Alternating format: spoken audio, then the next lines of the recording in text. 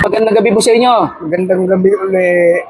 Tay, tanong ko lang po, si Senate President Chis Escudero, may issue siya ngayon, yung 5.4 billion na kontrata. Alam niyo po yun, na kaibigan niya? Napapakinggan ko at saka napapanood ko sa, sa Facebook. Dahil po dito, Tay, dahil po dito sa issue niya na ito, sa tingin niyo dapat siya magbitaw bilang Senate President at isang senador o dapat bang imbestigahan? Kung siya tatanong, hindi siya magbibitaw dahil malakas ang loob niya. Pero kung pipilitin ng mas nakatataas na tanggalin. Dahil marami ng hindi magandang ginagawa eh.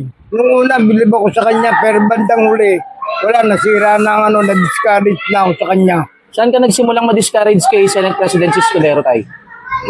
Nang inayunan niya yung impeachment na huwag ituloy, tapos yung nagkaroon siya ng corruption na sinasabi na almost milyon na yata yun.